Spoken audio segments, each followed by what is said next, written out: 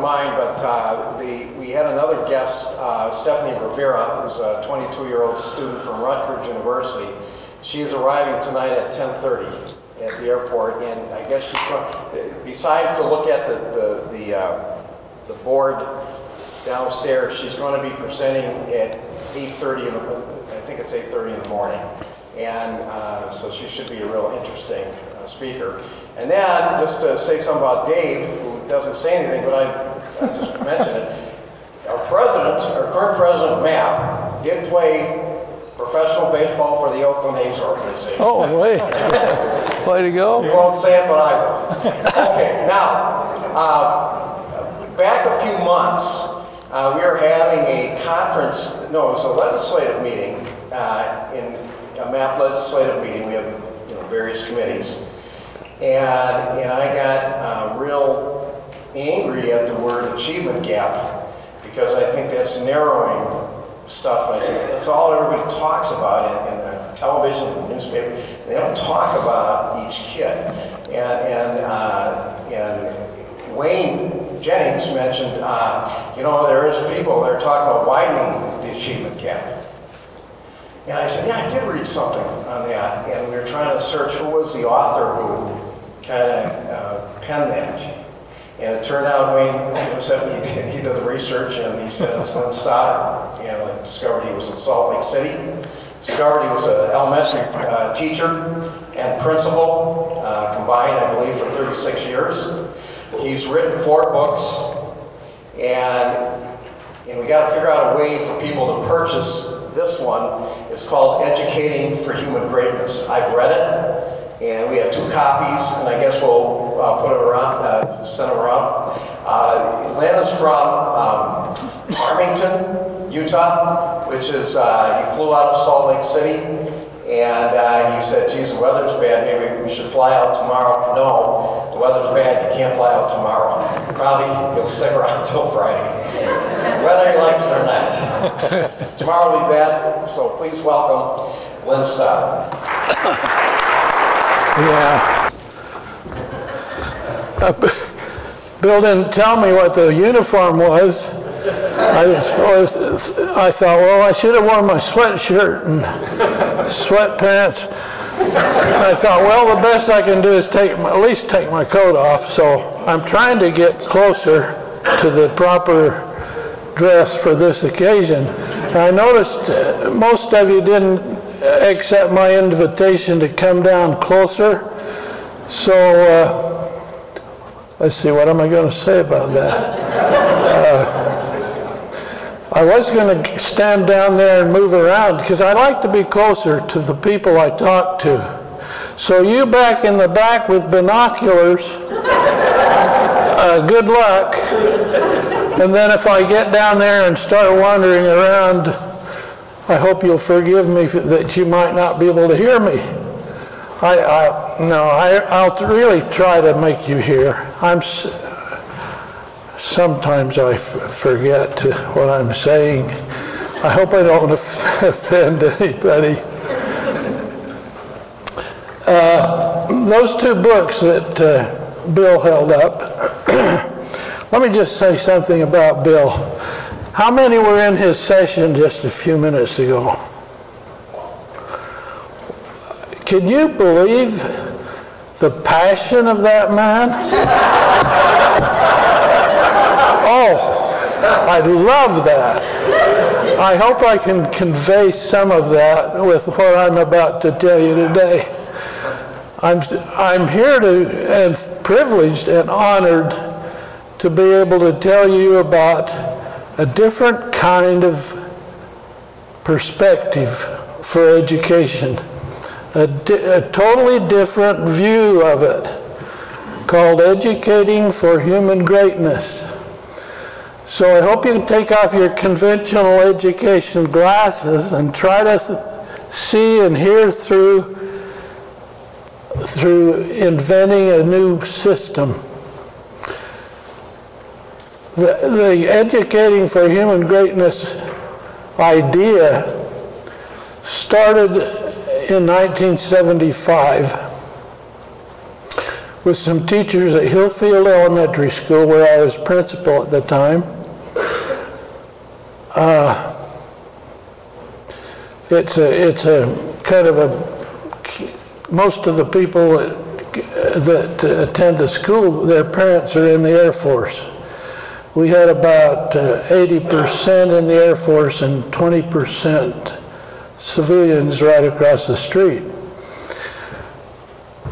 And one year, we were having a teacher gathering in the summer to kind of get tooled up for school. One teacher said, "Why don't we have personal interviews with each child's parents about 2 weeks after school starts?"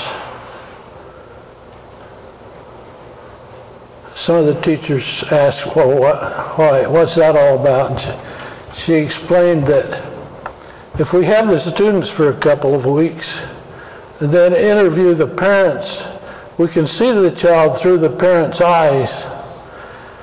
So we decided to do that, and we sent home a notice and saying, "We'd like to hold interviews, personal interviews with each child's parents. And will you please come prepared to answer 3 questions. Number 1, what would you like the school to help you do for your child this year?" Notice the wording. What would you like the school to help you do for your child this year? Kind of leaving the responsibility on the parents. Number 2 question, what are this child's special strengths, talents, gifts, and needs that we need to keep in mind? And 3, how can we work together to accomplish it? So parents were sent these notices, and then a teacher said one other thing, and we don't want to hold these interviews during school time when we're all tired out, or they didn't want to hold them after school when we were all worn out. And they said, we want to hold them during school time. And we said, how can we do that? One of them said, let's do lesson plans and have the PTA come in and cover the classes while we hold personal interviews with each child's parents. So we did that against school district rules. You know, every class is supposed to have a professional teacher all the time. Well, we invited the parents to come in and cover the classes with the teacher's lesson plan, while the teachers had interviews with each child's parents. Interesting thing happened. A lot of the parents were just baffled. They said, we've never been asked these questions before. The state's always told us what our child needs. Think about that a minute. Is that what's happening across the country? I see a lot of it. I don't know if it's happening here in Minnesota, but the parents said we're having a hard time answering those questions. So we developed a priorities survey also to send home with the 3 questions. What are your priorities for educating this child? List on there your first, second, third, fourth, 5th priority. And that, I think that survey's in the book in case any of you want to buy the book, in case you're interested. Sorry.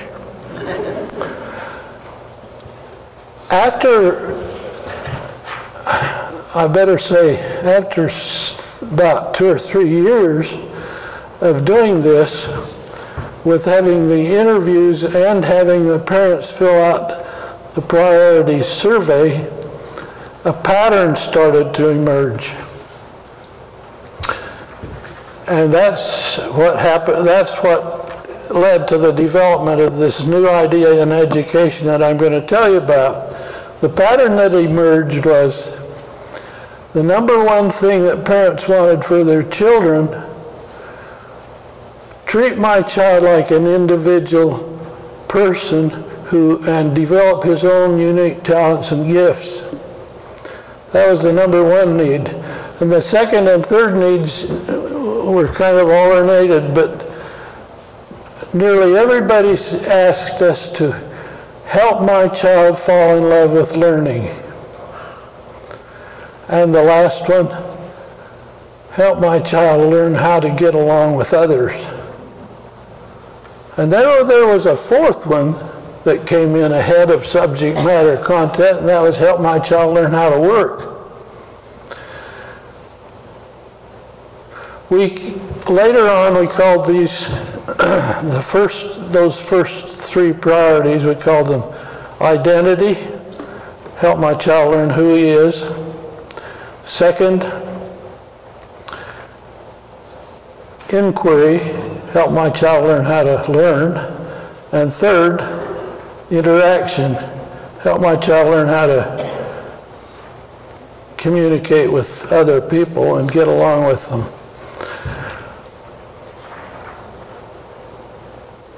We ended up sending home a kind of a newsletter to all the parents saying, this is what we've come up with, and will you please support the teachers at this school, and we will support you because this is what you told us you wanted to help your child grow in the three, we called them then, the 3 dimensions of human greatness. And we called them identity, inquiry, and interaction. Help our children develop that. And so the parents were invited then to help the teachers, help the children grow in those 3 dimensions of greatness. And then everybody started inventing strategies about how to do that. How can we help these children grow in identity, for example? And inquiry. How can we help children grow in curiosity? How can we help them grow in treating one another with kindness?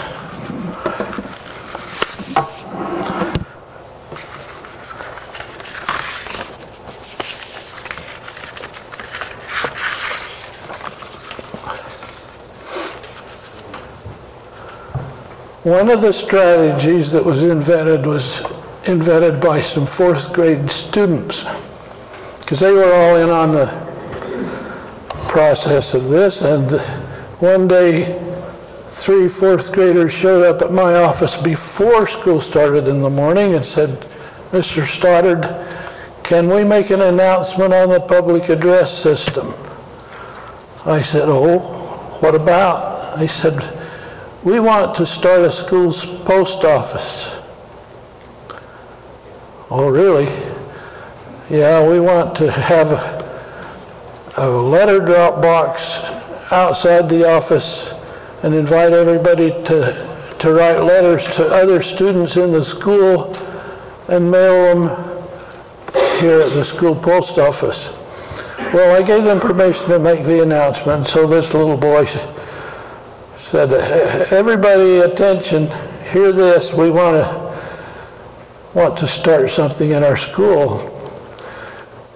We would like to start a school post office, and we invite you to write letters to other students in the school and mail them at the school post office in the mailbox we'll have by the office.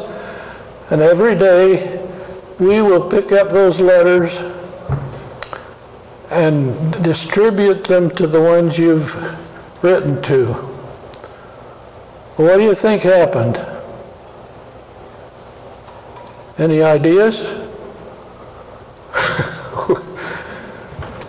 The letterbox got flooded.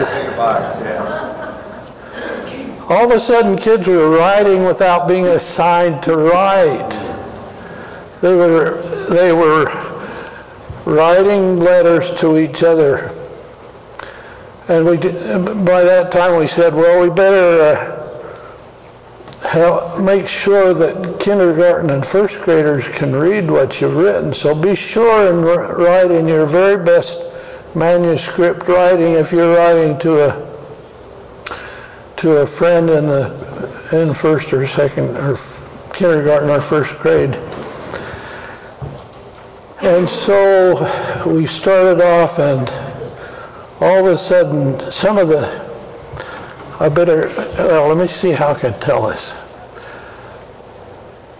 We believe that process was one of the reasons why the kids in kindergarten and first grade learned how to read so fast. Can you imagine getting a letter from somebody addressed to you and not being able to read it? Those kids were really intent on learning how to read those letters. And then I had a marvelous first grade teacher in the school named Beth Moore. I don't know if any of you know her or have heard of her. She had another way of adding her expertise on helping kids learn how to read. She would have the students draw pictures or paint pictures of events in their lives and then tell her about them. And way back in the olden days, there used to be a typewriter. Any of you remember typewriters?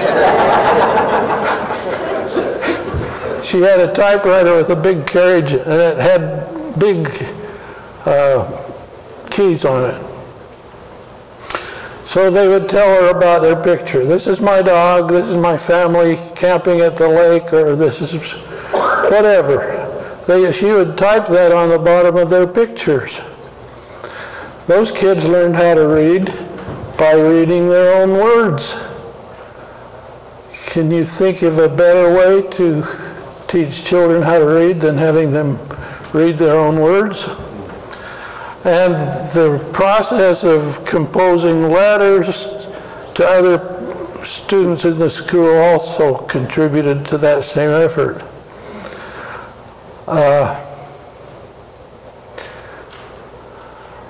Okay, I'm going to leave that part. Let's go to strategies for. That one was strategy for interaction, as if you didn't catch it. Strategy for identity, for helping students learn who they are and what they can do and what they can become. The strategy that was invented for that was called the Shining Stars Talent Development. And so the process emerged with that every class in the school would hold a weekly talent show. Can you imagine a weekly talent show in elementary school? So they held weekly talent shows and then chose people from the weekly talent show to appear on the quarterly talent show, or the monthly, I should have said, and then on the whole school quarterly talent show. So we had a lot of talent shows going on. To help the students, we developed a list of 80 plus, I can't remember how many are on it. It's in the book, in case any of you want to read it. A shopping list of talents that students could try on in these talent shows. They could try being a poet one week, trying to be a vocal soloist another week. They could try being we had one little group develop some little homemade band instruments. A lot of different talents were shown to the students that they could shop from and try out their talents. Okay, so as they go through the elementary school, can you imagine what that does to a student as he tries on lots of different talents? How he learns to know who he is and what he can become.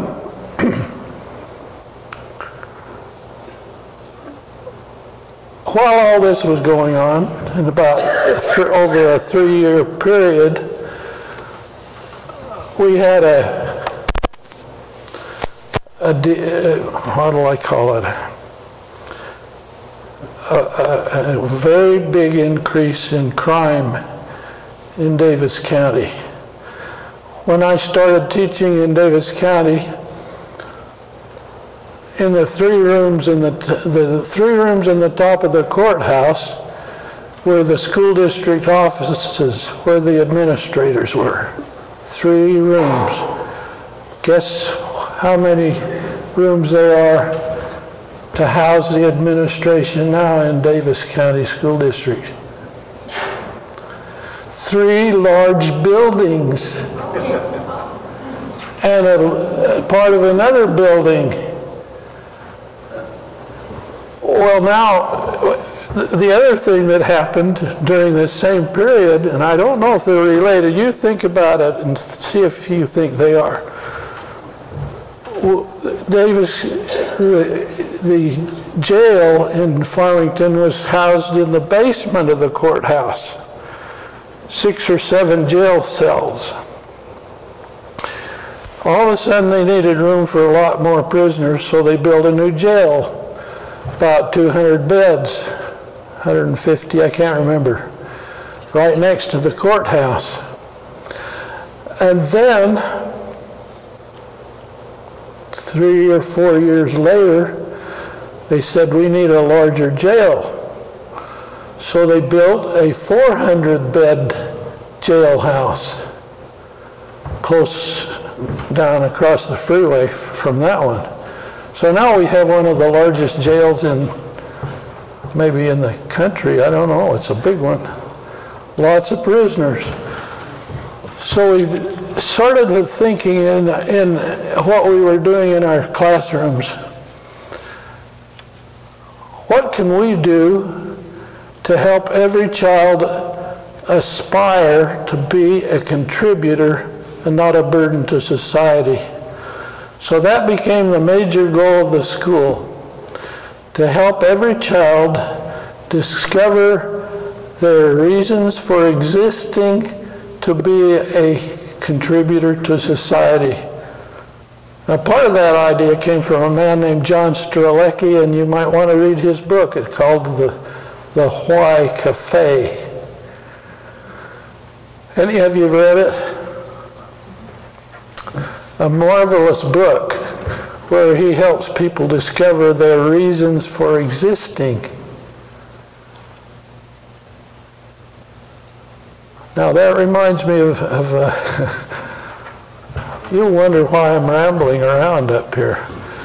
But we came across another man who said, his name was Albert Einstein, who said, every person is a genius. And if you judge a fish by its ability to climb a tree, it will go its whole life believing it is stupid.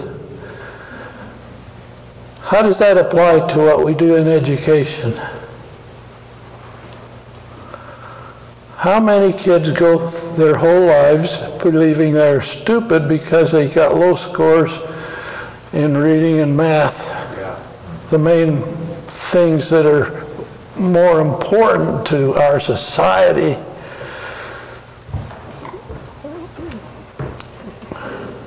How many of you have gone your whole lives believing you are not stupid, I won't say that, inferior because of something that happened to you in grade school?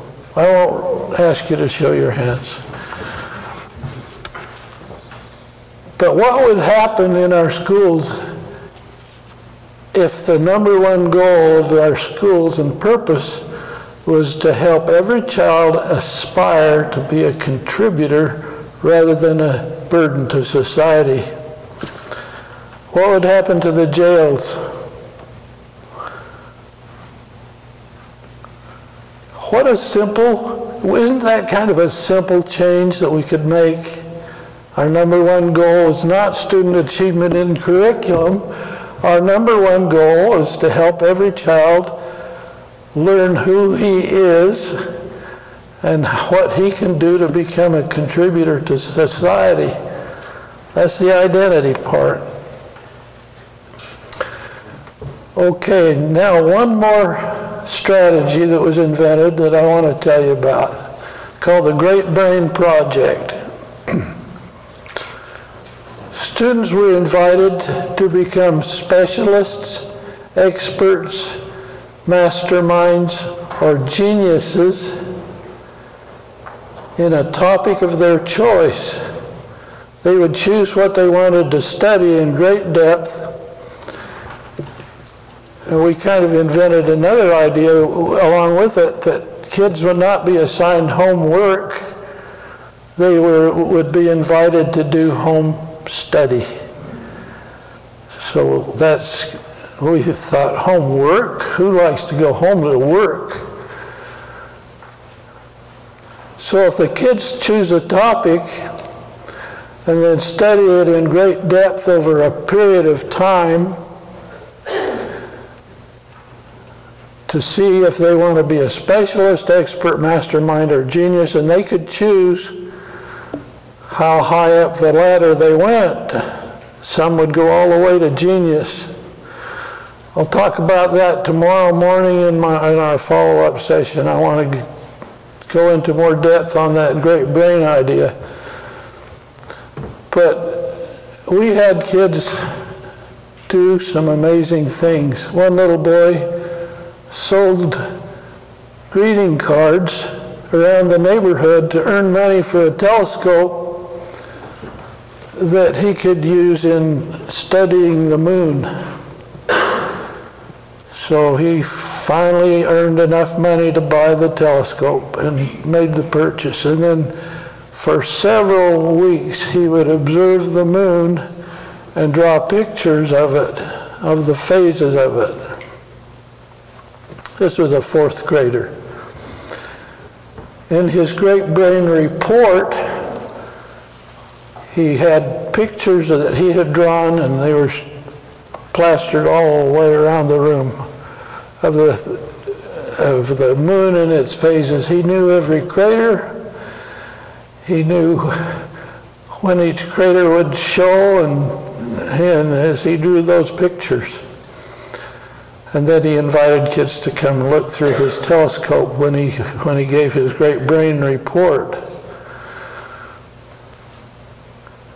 Another little girl that I was impressed by, she studied dinosaurs and wanted to really get to know about dinosaurs, and she wanted to be a genius on dinosaurs. Well, as part of her genius project, you have to do something creative with the knowledge you have. If you look up genius in your dictionary, you'll find that says somebody that knows a lot about something and be creative with the knowledge he has. So to become a genius in the Great Brain Project, she composed a song and wrote the lyrics and the music about dinosaurs. And in her Great Brain presentation, she played the song and sang the song as part of her Great Brain Project. This led her into study of pianos and how they were built, and it went on from there. An 8th grader in Farmington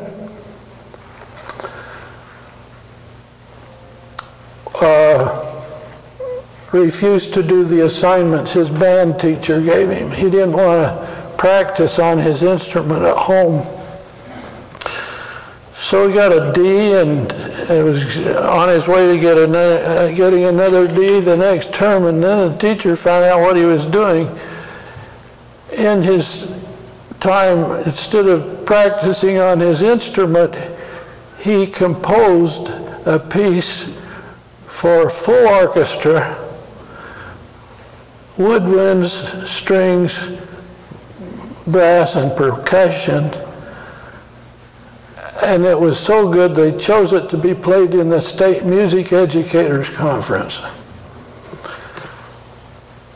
So you see what can happen if we open the door for kids to become who they were meant to become and how they can excel. There was one other one I wanted to tell you about, and I can't remember. Oh yeah, a boy in the high school, another high school teacher found out about our great brain efforts, and he wanted to develop that for his high school students. And he found some kids in the high school who were failing, about ready to drop out, and said, come and let me help you find your passion, your special interest. I'll tell you about one boy that he found. This was a little boy that went around high school with his head down and not friendly and not saying anything to anybody. He's come into the media center. This guy was the media center director. Is that what they call them? Media center. We've gone a long way since those early medias. We've come to technology center. Is that what they're called now? I don't know. But anyway, this teacher took this boy under his arm and said, why don't you develop a program for the computer? So the boy asked, well, how can I do that? And he showed him. This boy developed a computer program to show how automobiles could be converted to burn natural gas, and showed it on the computer screen. And his project was chosen by the Utah Natural Gas Company. It wasn't called that, it was called something else. The natural gas company of the area, that they wanted to use that to go around and show people how they could convert their cars to natural gas. The main point I want to make with this is what happened to that boy after he gave his great brain presentation to a bunch of his classmates and other teachers who were invited. It changed his personality is what it did. He became a popular kid who went around with his head held high and saying hello and being friends with everybody in the school. But up until then he hadn't, because the state-imposed curriculum had not met his needs.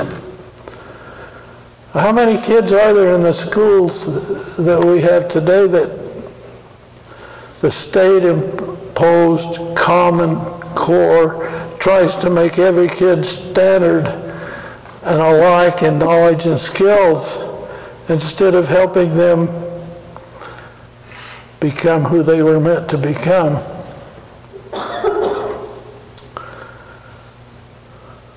I think I'm going to turn that time over to some questions, because I've forgotten a couple of things I'm sure I've wanted to tell you, and I can't remember till you ask me a question, and it'll come. Anybody want to ask me? How are we on time anyway? 20 minutes. 20 minutes?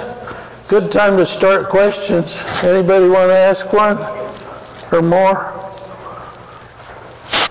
Oh, we might be done. Because I do want to remember those two other things I wanted to tell you. Yes? With these children that you're speaking about, have you kept track of what they have accomplished in their life as an adult? Do they send you cards? Do you have some idea of how the program moved them forward? The little boy who composed the piece for the orchestra, I lost track of him. But I'm sure he went on into high school where he was required to do algebra, geometry, and trig, and not spend his time being a composer of great music, and when he could have become another Beethoven or something. Do you get my point? How many kids are forced to take algebra or geometry or whatever and spend their time doing that instead of spend their time working, developing their particular talent or gift? Oh, now thank you, you helped me remember.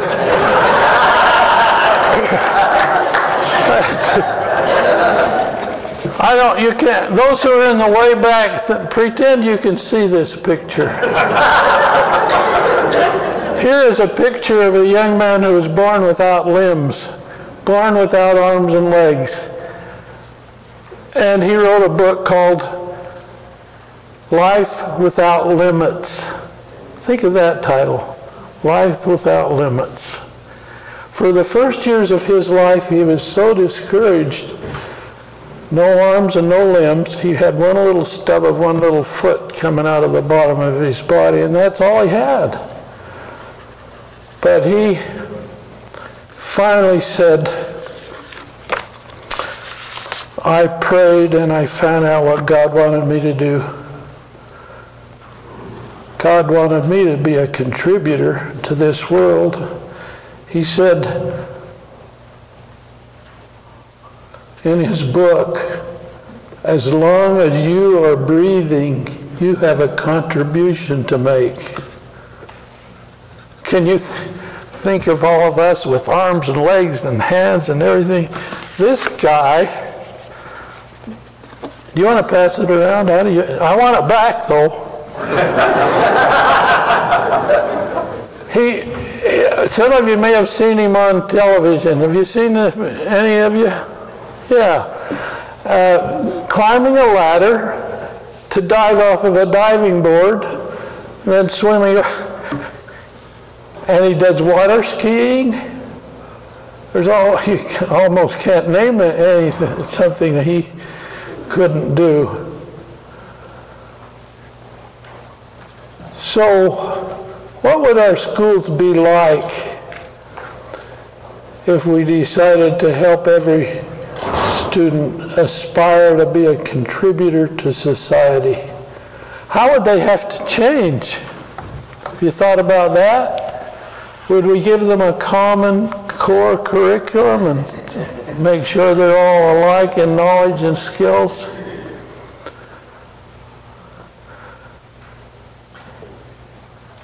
Just imagine, maybe you haven't discovered your special way to contribute to society yet, your special genius. There were other kids who became geniuses in their great brain projects, and I'll tell more about that in our follow-up session tomorrow. Okay, any more questions? Well, how do you think we can stop the state from continuing this? Because right now in 2014, they've added more, of the curriculum to see this is what you're all doing. How do we stop this train that we're on and get it back on track? That's why I wrote a book. To see if I could stop it. And I wrote 4 books actually. This last one is the one that I'm promoting right now. But if you could just tell people, hey, you ought to read this book. Well,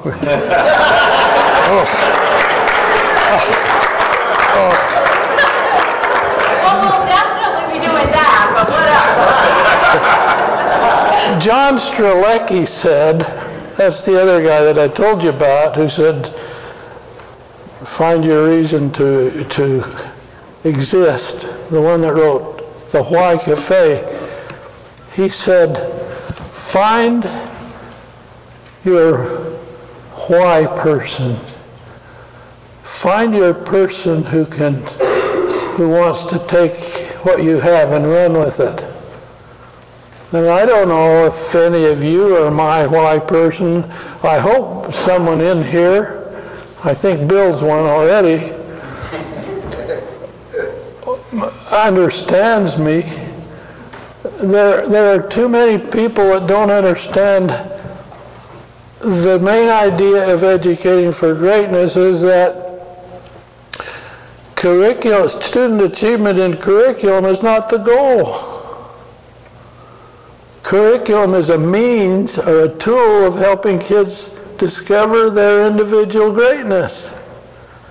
So if we think of curriculum pentathlon, 5 events, contestant and competitor. Let me read some of the things she said, and you can follow along on your sheet. Marilyn King, well, maybe I won't read it. Maybe I'll just tell some of it. She got injured in an automobile accident, injured her spine, and then she couldn't walk. She thought, how can I compete in the Olympics if I can't practice when all of my fellow beings are practicing? She lay in her bed for a month viewing films of her 5 events and thinking in her mind, making a mental image of what she would do when she was able to get out of the hospital. And then this is what she said that really caught on with us.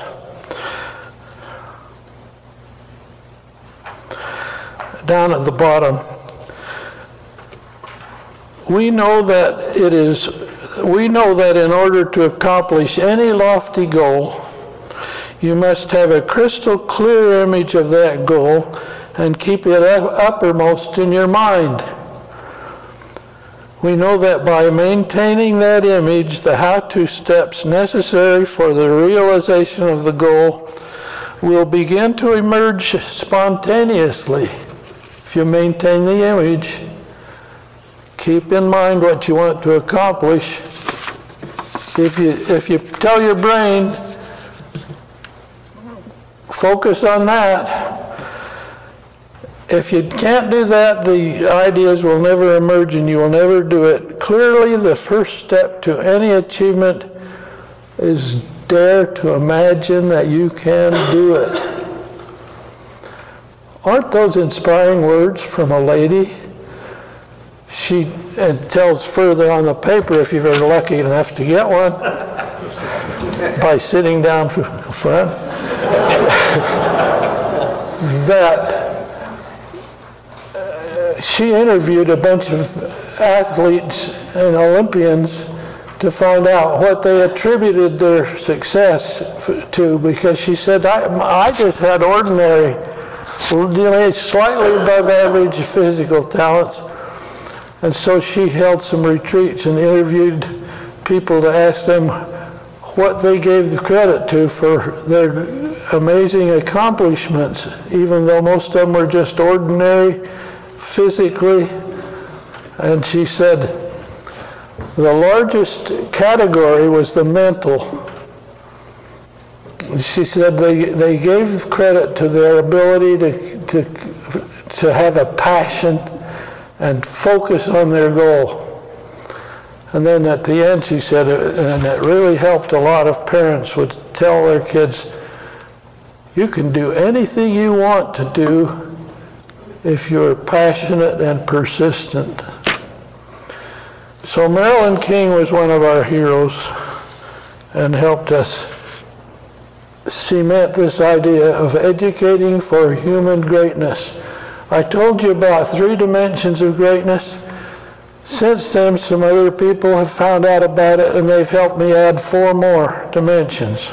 Do you want to know what they are? Yes. Initiative, these are going to be some more eyes. Initiative, help kids learn how to use their willpower and their initiative. Number 2, or number 5, 6, imagination. help kids develop their imagination. I got to tell a story. How many of you ever watched Sir Ken Robinson on television?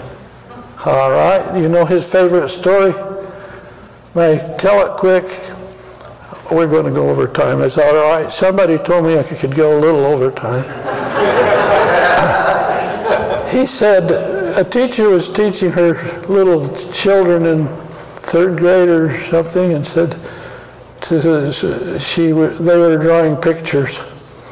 She went up to this one little girl and said, "Katie, what are you drawing?" She said, "I'm drawing a picture of God." Teacher said, "Oh, Katie, nobody knows what God looks like." She said, "They will in a minute."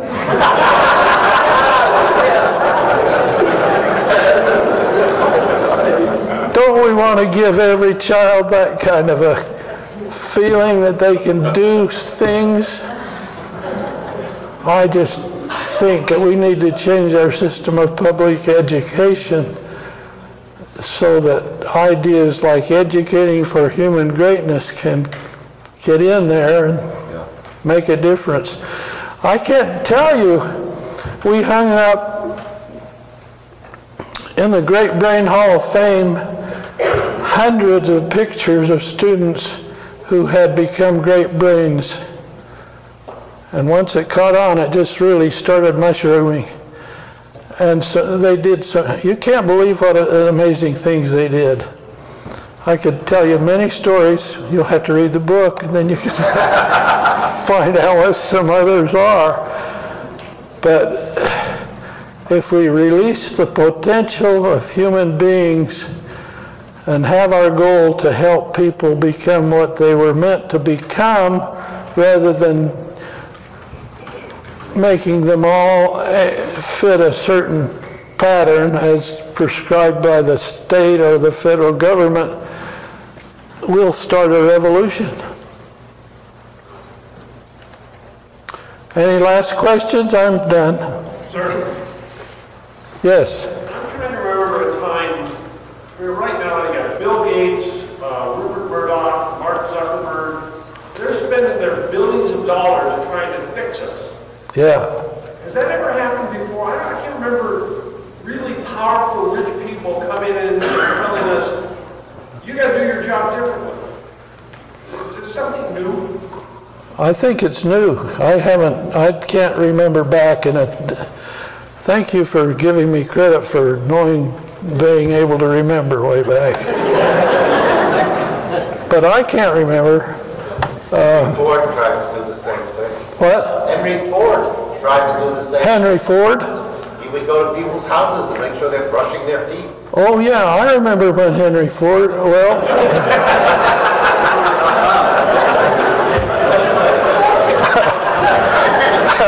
No, I really don't, but the Ford Motor Company put up a whole bunch of money, I remember that, for schools that would innovate. And then they did a study for a while after, and guess what? No difference. They didn't find any difference between this. In achievement test scores, and why do we judge schools by those that have high achievement test scores? In reality, the schools that have the lowest achievement test scores are probably educating the best, because they're focusing on other things. And if we focus on developing things that are harder to measure, Einstein said a great thing about that too. Not everything that counts can be counted, and not everything that can be counted counts. So if we focus on developing things like creativity and character and what was the other one? Things that are harder to measure, we could change our whole system of education in a hurry. But we've got to resist those people that want to standardize everybody. Lynn, you're part of a group that shares ideas on the internet.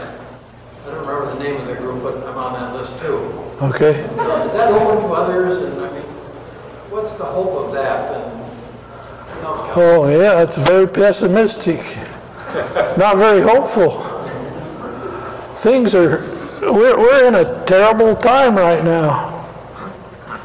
As Bill told us in that meeting a few minutes ago, we've got big money, Gates and Broad and whoever, putting a whole bunch of money into standardizing kids and making them common and united in skills and knowledge.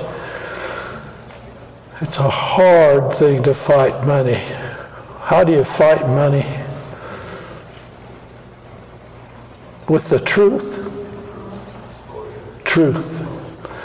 And all of us have to become emissaries for the truth.